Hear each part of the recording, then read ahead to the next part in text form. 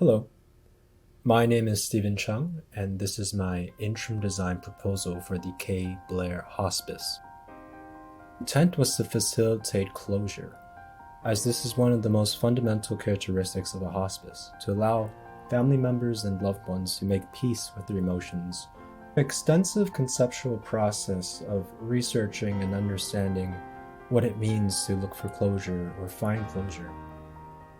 I have arrived at the final conclusion that to wander and to reflect is to facilitate closure, to seek closure through wander. There are three principles that should be followed.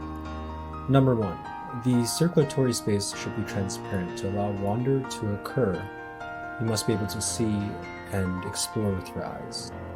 Number two would be having places of pause, to create destinations for wander to occur. And number three is to allow reflection in those said spaces, a place to mentally calm yourself and be present and approach your emotions. Diving a little deeper into the idea of wander. Wander is to walk or to move in a leisurely, casual, and aimless way. As a noun, it is an act of wandering. But specifically in the case of this project, wander is taken into the context of circulation, where instead of going directly to a destination, we allow users to move indirectly to the destination. So we can take the idea of wander and combine it and intertwine it with the qualities of reflection. Looking for inspiration and precedence, the wondrous qualities of a garden can be intertwined with the spiritual qualities of a place of faith. To transcend a typical hospice, to allow closure to happen. Much of the inspiration actually came from practical means as well. As the site is in Canada, 3/4 of the year are severe weather conditions, extreme temperatures. So to allow year-round usage of the facility without reliance on landscaping and weather conditions, much of the circulation was brought from outside and inside to facilitate wandering. So, starting off, of course this is our site, it's in Brampton, and zooming a bit further in, lays our site right here on Bramley Road. Based on the initial site clearing, the allocated area and natural features, and the zoning, this is what we're left with. The first move we can make is the structural and spatial grid. The first orientation of grid number one is a response to the circulatory elements of the site and overall geometry. The second grid is orientated to the natural environment, specifically solar exposure. Number three, we can create a barrier between Bramley Road and the site, as Bramley Road is a significant multi-lane traffic artery. It has major negative distractions. Therefore, an initial barrier between the interior and exterior creates a separation which is necessary.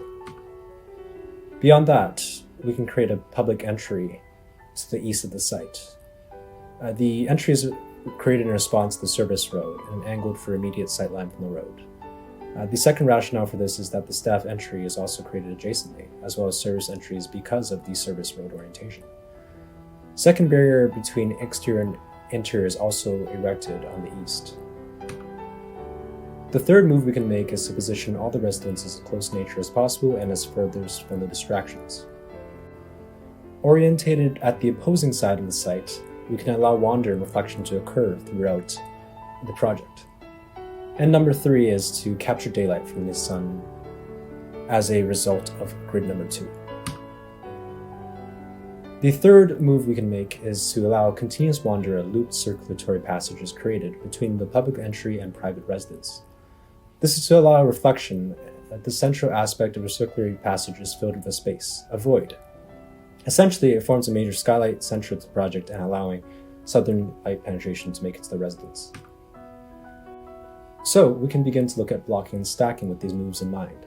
The first thing we can do is to arrange all the private spaces to the north, as it is the furthest from circulation and also arranged to nature.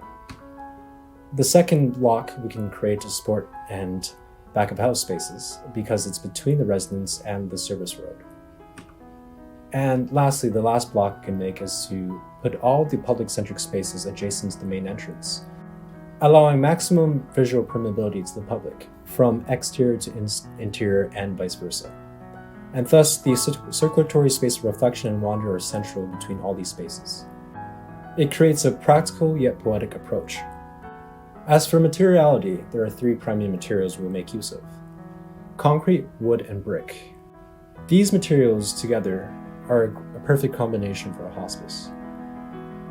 Providing a sense of security and grounded atmosphere with solid concrete, warming and lifting the space with the contrast of mass timber rising in the sky, and lastly, brick is laid to consolidate the two, which is a nod towards the traditional residential vernacular of the space. This is the overall context of the site, and zooming in, this is our plan. Central to this plan, we can see in the pink is the public spaces, the yellow is the support spaces, the green is the residence and private spaces, the light blue is the community spaces, and in the purple, lastly, is the staff and back of house. We can see the spiritual space at the immediate center at the north, and the large gathering space at the immediate south. Every space is strategically radioed to the central reflective and circulatory space, which was presented earlier in the rationale for this plan. One thing to note is that in the event of a passing, the circulatory space allows for a direct passage southward, where in the renders you'll see the skylight projects immediate natural light, forming almost a line from north to the south of the site, poetically guiding families and friends along their journey, all the way south to the farewell garden of the site. At the far left, the west side, the staff spaces have their own area that is undisturbed from the rest of the site, and they have their own garden. The community is directly at the street side, allowing permeability and connection to the rest of the public. The staff area and the back of house is, for efficiency and practicality, is directly adjacent to the public entrance and the parking lot. As stated earlier, the private residence spaces are all directly connected to nature at the north. Here's the west and east elevation. On the west side, directly adjacent to Bramley, we can begin to see the facade as it responds back to its urban context. We can see a progression of scale from the left to the right of the screen as the louvers become less and less dense as they approach the south. This is to respond to the public context of the area, where the internal public program is more permeable, and as you approach the left side of the screen, it becomes more private. And the louvers reflect this through its orientation. At the east, we can see the public entry to the far left of the screen, and directly to the right of the entry, you can see the staff entry.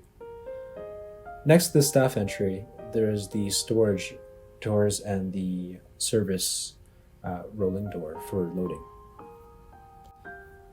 With the north and south elevation, the north we can see all the residence rooms with the spiritual space in the center. At the south elevation, we can see similar characteristics to the east elevation. However, we can also notice the skylight that is letting in southern light directly into the central space. There are two skylights in the south elevation, the top left and the top right. The right directly exposes the reception area, and the left side directly exposes the great room and dining area. Through these building sections, we can understand in a deeper detail how the roof interacts with the rest of the project. In section AA, it is cut directly north or south. The right side is the spiritual space, and the south side is the large gathering space. And directly in the middle, we can see the reflective space, which is framed by a circulatory wander, which revolves all around this tree. In section BB, we can see a cut through a typical residence room. And in the center, we can see the large skylight that is being cut through, with the dining hall and the great room directly underneath. And just to the right of this section, we can see a small void space that creates separation between the public and private. On this slide, we can see room sections to show at a bit more detail of how these openings in the roofs and openings through walls interact with the space. In section B1, we can see a slice through the office space and also the reception. And just to the right of the reception, in this section, we can see the reflective space, which is directly in frame from any point of the building. In section B3, we can see the central skylight cut once again, but also to the far right, we can see the multi-use space, which is at the direct south of this building, also cut. In section B2, this section is directly cut through the staff area. With these room sections and building sections, we can begin to see how the roof modifies light and allows it to penetrate like a scalpel, very precisely, but in very strategic areas. This diagram shows a quick area breakdown of the site. The net area of the entire building, as in all the programmed spaces, is about 1,406 meters squared, and the targeted area is 1,380 for 65% efficiency. What is not included is the circulation area, which facilitates wander. Therefore, it would increase a bit more area at 454 meters squared. In total, with the circulation and void spaces, which can be treated as landscaping in a different perspective, is amounted to 201 meters squared. The allowance for parking is also available at 15 spaces. Highlighted in red on the plan, we can see spaces that were not included in the brief, but were found to be of significant importance to this hospice proposal. The majority of these highlighted spaces are voids. However, there is one additional space which is next to the large gathering room at the direct south. It is a multi-use space that can facilitate any events that are required of the hospice. Whether that can be a funeral or a gathering, an educational space. Essentially, the space allows the hospice to adapt to any needs it is required of, especially in our contemporary unpredictable context of today. On this next slide, we can see systems integration. Here is just a quick graphic of major arteries for the HVAC system. All of these vents originate from the far west, which is where the mechanical room is. This is a section of a typical residence room. We can see the supply air duct and return air duct, which are neatly stored away in the cascading ceilings, which modify the light that penetrates the room. There are gray water collection channels in the roof as well. And in the bottom right of the drawing, we can see a wastewater drain, as well as an electrical and Ethernet allowance in the wall. All of these mechanical features and systems all lead to the mech room, as you can see the far right of the drawing. This is a high-level building code analysis.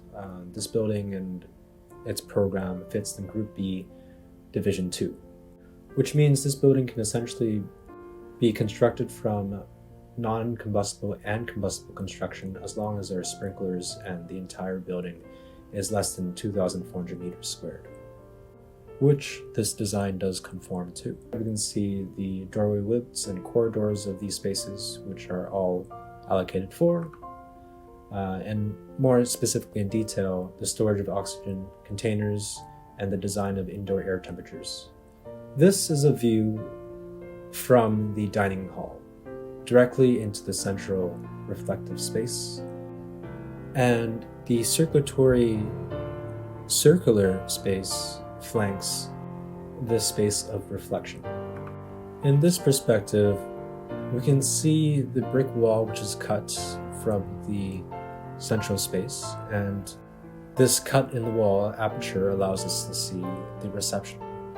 So whether you're an onlooker or someone just walking through the space, you'll have a direct visual or auditory connection with the other individuals and families at this hospice.